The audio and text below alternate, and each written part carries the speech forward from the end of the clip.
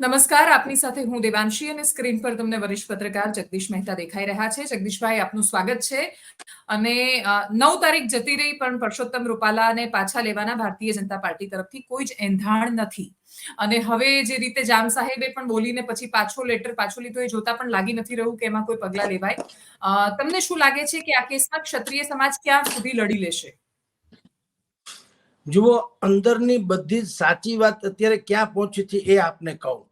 આપણે જે તે સમયે વાત કરી હતી 9 તારીખે આમ થશે, જો લખી રાખો તારીખ સહિત આપણે વાત કરી હતી કે આવી રીતના થશે. કારણ કે ત્યારે જે ક્ષત્રિય સમાજનું આંદોલન જેના હાથમાં હતું એને મારી નાખો, કાપી નાખોની વાત થઈ હતી અને બધા જ માનતા હતા કે આનો બીજો કોઈ ઉકેલ છે નહીં. ક્રમશઃ જે એમાં ફેરફાર થયા, અત્યારે ક્ષત્રિય સમાજનું આંદોલન જે છે એમાંથી કરણી સેના, એ પણ એક જ કરણી સેના જેને પૃથ્વીસિંહજી કહી શકાય છે, એની જ કરણી સેનાને માન્ય રાખી છે. બાકી કરણી સેના એટલે કે શેખાવતસિંહ, જે રાજ શેખાવત, એને પણ બાદ કરવામાં આવ્યા છે. શેરસિંહ રાણાને બાદ કરવામાં આવ્યા છે. પીટી જાડેજાને બાદ કરવામાં આવ્યા છે. પૂર્વીબા વાળાને બાદ કરવામાં આવ્યા છે. જેપી જાડેજાને બાદ કરવામાં આવ્યા છે. અને યુવરાજસિંહને પણ બાદ કરવામાં આવ્યા છે. અત્યારે સ્થિતિ શું થઈ, આંદોલનની શરૂઆત અને અત્યારે અંત તરફ જઈ રહેલી જે સ્થિતિ છે, ત્યાં સુધીમાં આંદોલનની જે સંકલન સમિતિ છે એમાં પણ જેમ ફટકડી પાણીમાં નાખો અને શુદ્ધ પાણી બહાર આવે પરિસ્થિતિ એના જેવું થયું છે કે કેટલીક લોકો મંચ શેર જે કરતા હતા એને કારણે વાતાવરણ એવી હદે પહોંચ્યું હતું કે આ તો આ વખતે ભારત નહીં, ભાજપ નહીં કે ક્ષત્રિય નહીં, લડી જ લેવું છે. પરંતુ ક્રમશઃ ક્ષત્રિય સમાજે એવું અત્યારે જેના હાથમાં આ બધું અત્યારે સંકલન સમિતિના હાથમાં છે, એ લોકોએ અંદર ખાને બધી તપાસ કરવા પછીથી કે ભાઈ મોટા ભાગનો ક્ષત્રિય સમાજ એમ માને છે, મોટા ભાગનો ક્ષત્રિય સમાજ એમ માને છે કે ભાઈ એક વખત પરસોત્તમભાઈ રૂપાલાએ પોતે વિડીયોથી પણ ક્ષમાયાચના કરી, પછી જયરાજસિંહની ત્યાં જેવું તેવું સંમેલન પણ ભલે કોમન નહોતું પણ જેવું તેવું હતું તો પણ એ ભલે ભારતીય જનતા પાર્ટીના પણ એક ક્ષત્રિય સમાજ તો હતો, ત્યાં પણ એને કરબદ્ધ રીતે ક્ષમાયાચના કરી છે. નંબર 3 કે સી.આર. પાટીલે પક્ષ તરફથી પણ ક્ષમાયાચના કરી છે. અને નંબર 4 સી.આર. પાટીલે 2 દિવસ પહેલા કર્યું છે કે હવે હું તમામ ભારતીય જનતા પાર્ટીના કાર્યકરોને કહું છું કે તમે જ્યારે પણ મત માંગવા જ્યાં પણ જાઓ તો તમે પહેલા ક્ષમા માંગજો, માફી માંગજો, પછી મત માંગજો. એટલે હવે અને કેટલાક રાજાઓ હોય, જેમ જામ સાહેબનો આપણે ઉલ્લેખ કર્યો તેમ, એની પાછળના પણ હું તમને કારણો જણાવીશ. ગઈકાલનો પત્ર આવો અને આજનો પત્ર આવો શું કામ, એ પણ હું આપને કહીશ. પરંતુ શરૂઆતમાં ભાવનગરના રાજાએ કીધું હતું કે આ બધા ભાજપૂતો છે, રાજપૂતો નથી. પછી રાજા અહીંનો પત્ર જાહેર થયો જામ સાહેબજીનો, બીજા એક રજવાડા છે એને કીધું છે કે સમર્થન. આવું શું કામ થયું છે? ભાવનગરના રાજાએ જે વાત કરી છે કે ભાજપૂતો છે, એ એટલા માટે હતી કે ભૂતકાળથી એક એના રાજ્યના જે ઘરાનાના અત્યારના વારસદારો છે એના મગજમાં પણ એ વાત તો ચોક્કસ છે કે જો તમે કર્પૂરી ઠાકુરને કે ડોક્ટર પ્રણવ મુખર્જીને ભારત રત્ન આપી શકતા હો, ટાઈમિંગ પણ જુઓ અને ભારત રત્ન આપી શકતા હો, તો ભાવનગરના રાજા જેણે આખો અખંડ ભારતનો નકશો અખંડ રહે એની સૌથી પહેલી પહેલ તો ભાવનગરના કૃષ્ણકુમાર સિંહજીએ કરી છે.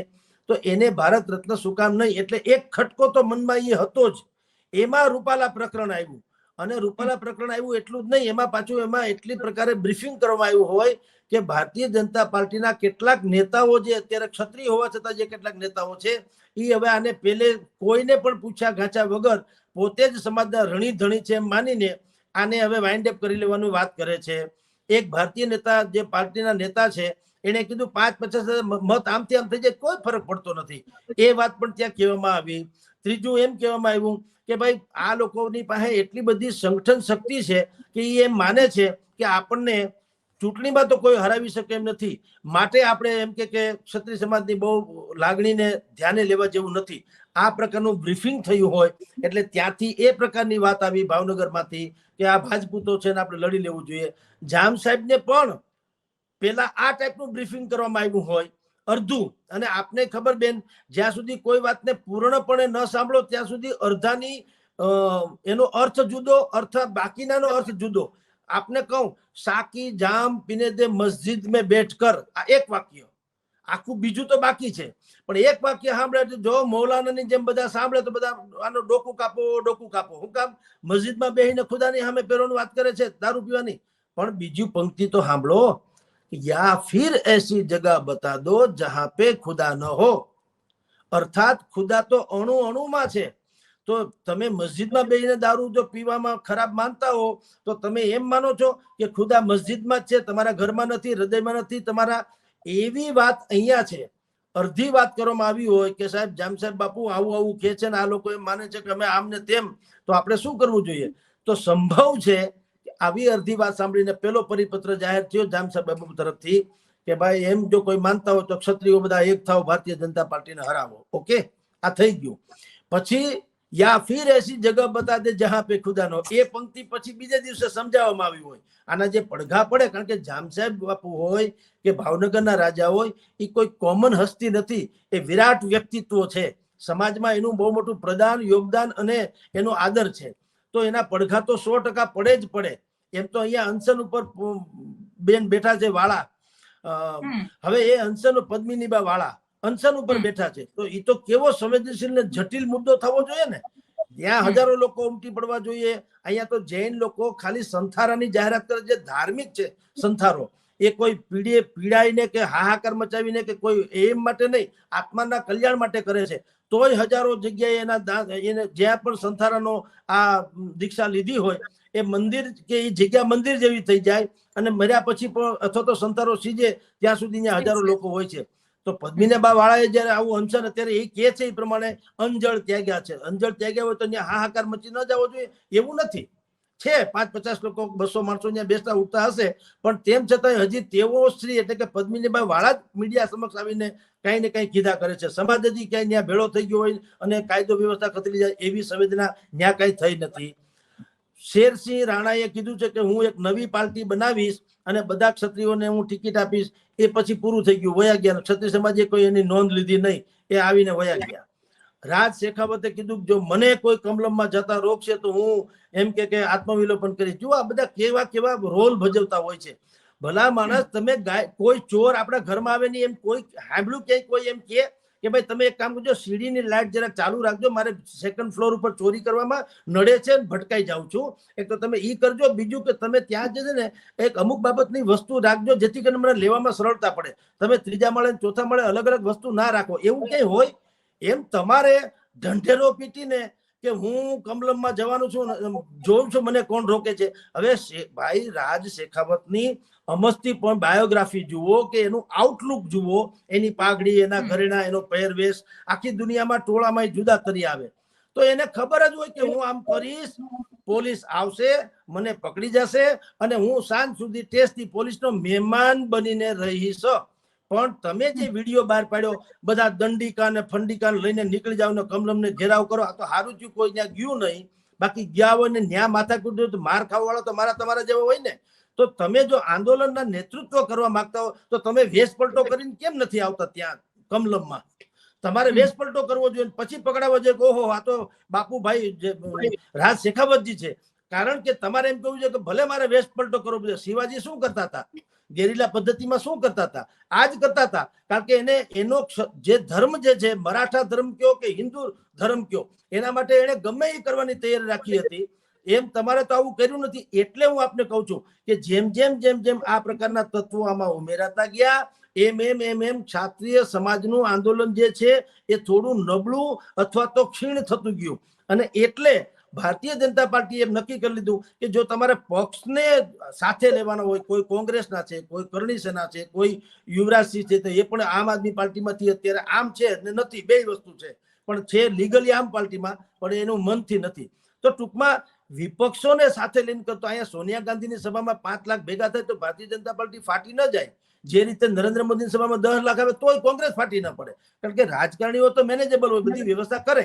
પણ જો સમાજનું જ આંદોલન હોત, કેવળ ને કેવળ સમાજ, એક પણ પ્રકારના રાજકીય ન હોત વ્યક્તિ, તો ભારતીય જનતા પાર્ટી શરૂઆતમાં જે બેકફૂટ ઉપર હતી એવી હાલત થાત અને એને કોઈ પણ ભોગે આ જે છે પાછું ખેંચવું પડત. અત્યારે તમે જુઓ તૈયારી શું દાખવી છે. ડમી તરીકે મોહન કુંડારિયા હજી છે ને, બોલાય છે. એ શું સૂચવે છે કે 14 તારીખે અહીંયા 14 એપ્રિલે રાજકોટથી 19 કિલોમીટર દૂર રતનપુર ખાતે, રતનપુરમાં જે ક્ષત્રિય સંમેલન મળવાનું છે. હવે એમાં તેલ જુઓ, તેલની ધાર જુઓ એવું જોવામાં આવે છે.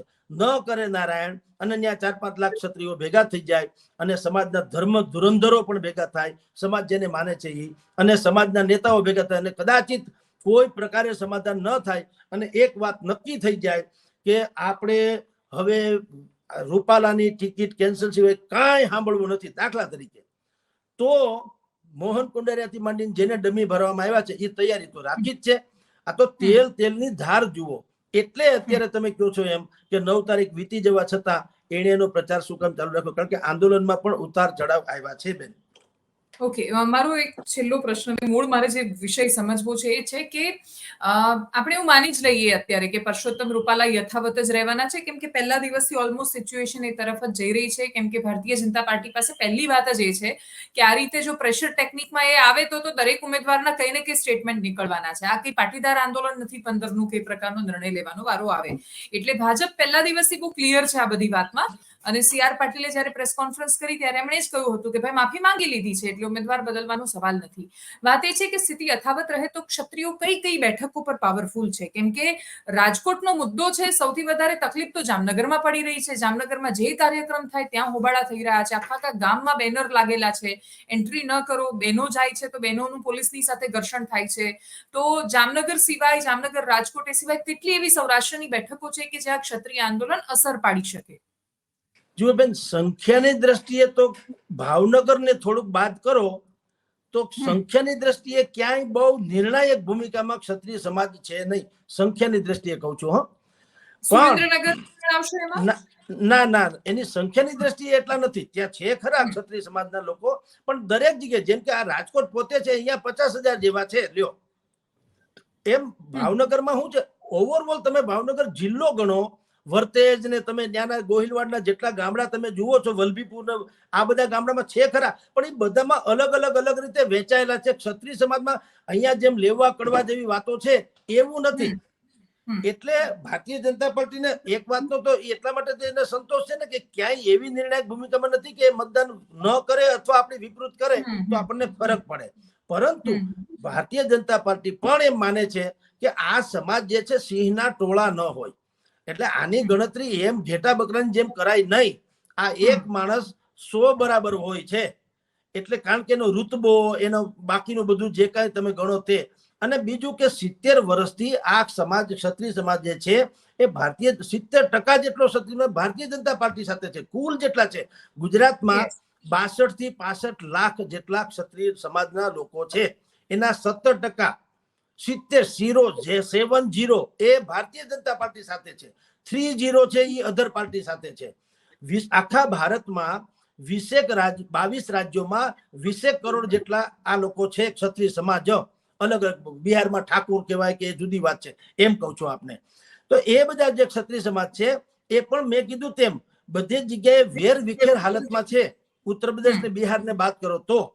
એટલે એમ ડરવાનો સવાલ નથી, પરંતુ કોણ એવો પક્ષ હોય કે જે પોતાને ત્યાં વર્ષોથી જે કમિટેડ વોટર્સ જેવા છે આપણા 70% જેવા, એને ગુમાવવાની પાછળનું રીઝન એટલું ખતરનાક તો નથી જ નથી. એક જીભા જોડી, એક જીભની લોચો વળી ગયો એને બાદ કરતા. એટલે એ સુલે બુલે કરે પણ એનાથી કોઈ નિર્ણાયક ભૂમિકામાં નથી. એટલે એને કઈ બહુ ડેમેજ થાય એમ નથી, પણ બધાના રૂતબા છે એટલે માન રાખવું પડે એમ છે. અને પરેશ ધાનાણી કેટલા પાવરફુલ સાબિત થઈ શકે રાજકોટમાં? લેશ માત્ર નહીં. ઓકે, એટલા માટે બેન અહીંયા લેવા પટેલ ને કડવા પટેલ ની વાત કરે છે. લેવા પટેલ 3.5 લાખ જેટલા ખરેખર છે તો ખરા સંખ્યાની દ્રષ્ટિએ. 24-25 લાખની આ બેઠક છે, એમાં 3.5 લાખ જેટલા લેવા છે, 1.5 લાખ કડવા છે, 1 લાખ જેટલા છે માઇનોરિટી છે, 1 થી 1.5 લાખ જેટલા છે રઘુવંશી, બ્રાહ્મણો, સોની વગેરે, પણ એટલે 1-1.5 લાખ છે, અને 8 લાખ કોળી છે. હવે તમે કલ્પના કરો કે જે લેવા પટેલ કેટલા છે, બધા લેવા પટેલ છે ભાઈ પરેશ ધાનાણીના ક્યાં છે? તો એમ માનવામાં આવે કે પરેશ ધાનાણીનું કઈ વાંધો ન આવે એમ.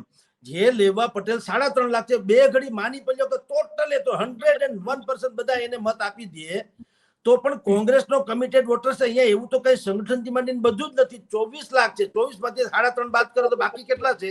એ બધા ક્યાં જાય? એટલે આ પરેશ, હું વારંવાર કહું છું, કોઈને એમ લાગે આપણે કોઈ બાયસ તો સ્વાભાવિક જ બેન ના હોય ને કોઈએ માનવું ન જોઈએ. હું એમ કહું છું, પરેશ ધાનાણીના હાથમાં લલિત ગગથરાથી માંડીને રાજકોટના કોંગ્રેસના એક યુનિટે, આ બહુ ધ્યાન રાખજો, રાજકોટ કોંગ્રેસના એક યુનિટે ભાઈ પરેશ ધાનાણીના હાથમાં જે નાળિયેર આપ્યું એ વરરાજાને હાથમાં અપાતું મોતીડું ભરેલું નાળિયેર નથી, એ હોળીનું નાળિયેર છે કે તમે અહીંયા આવો અને આરામથી હારો, જીતો. અમે કોશિશ કરી, હા રોચક ચોક્કસ બની ગઈ. હાવ જે એક તરફા હતું, રાજકોટમાં વિપક્ષ નામે કોઈ ચીજ નથી, એને બદલે સંજીવની આપી. ધાણા નહીં પાણી હોય એની ઉપર તમે પાણી છાંટો તાજા લાગે, એમ કોંગ્રેસ તાજી થઈ ગઈ, એમાં કોઈ સંશય નથી. અને બીજું કે બોલવા કરાવથી માંડીને એ પણ પરસોત્તમ રૂપાલા જેવા જ છે પ્રશાંતભાઈ, આપણા પરેશ ધાનાણી, એમાં જરાય ના નથી. જેની ટ્વીટ અત્યારે આપણે મીડિયા, સોશિયલ મીડિયાથી માંડીને મેઇન સ્ટ્રીમ મીડિયા સુધી બહુ જ ચર્ચિત બની છે. એ બધું સાચું, પરંતુ મત આપનારો આ ભારતીય જનતા પાર્ટીનો ગઢ છે ને રાજકોટ છે. આપને એમ લાગે તો ભૂતકાળમાં કેમ કુંવરજીભાઈ બાવળિયા જીતી ગયા હતા? કુંવરજીભાઈ બાવળિયા કોંગ્રેસના હતા અને છતાં એ જીતી ગયા હતા. પણ એ જીતી ગયા હતા એમાં હા, કોળી મતદારો 8 લાખ છે. પણ એ જીતી જવા પાછળનું કારણ, તમે એવી વ્યક્તિને ટિકિટ આપી હતી કે જે કોઈને સપનામાં ખબર નથી. અને એ ભાઈને ટિકિટ મળી ત્યારે એને આશ્ચર્ય અનુભવ્યું હતું. કિરણભાઈ પટેલ, ગેલેક્સી ગ્રુપ વાળા, હવે એ અબજોપતિ છે, પૈસાની કોઈ તાણે નથી, પણ એને રાજકારણને કઈ લેવા દેવા નહીં. તો જે લોકો અસંતુષ્ટ બન્યા હતા, આને ટિકિટ મળવાથી જે રહી ગયા હતા, એ બધાએ પણ એક તો દાજ કાઢી. અને કોળી સમાજ વતીથી કોંગ્રેસે કુંવરજીભાઈ વાળિયા કોળી સમાજ માટે અલ્ટિમેટમાંના 1-2 ગણાય છે, ટોપ 3 માં. પરસોત્તમ સોલંકી, હીરાભાઈ સોલંકી અને કુંવરજીભાઈ વાવળિયા. ચોથું નામ ભાગ્યે જ કોકને આવડે. તો આ અલ્ટિમેટમાંના એક માણસને ઉતાર્યા એટલે તે દિવસે અસર કરી ગયા. પરસોત્તમ રૂપાલાના કેસમાં એવું નથી. આ લચ્છો તમે બાદ કરો, અત્યારે એની જીભથી થઈ ગયો એ લચ્છો બાદ કરો તો પરસોત્તમભાઈ ની સામે તમે ગમે ને ઉતારો, એ 101. રાહુલ ગાંધી આવે તો જીતી જાય, બોલો. તો પરેશભાઈ ધાનાણીને આવવાથી કાંઈ ફેર પડવાનો નથી. આ એક છે, રોચક બનશે, એમાં કોઈ ના નહીં. આ રસપ્રદ T20 જેવું, ટેસ્ટ મેચ ને બદલે T20 જેવું થઈ જશે. Okay, thank you so much જગદીશભાઈ અમારી સાથે જોડાવા બદલ.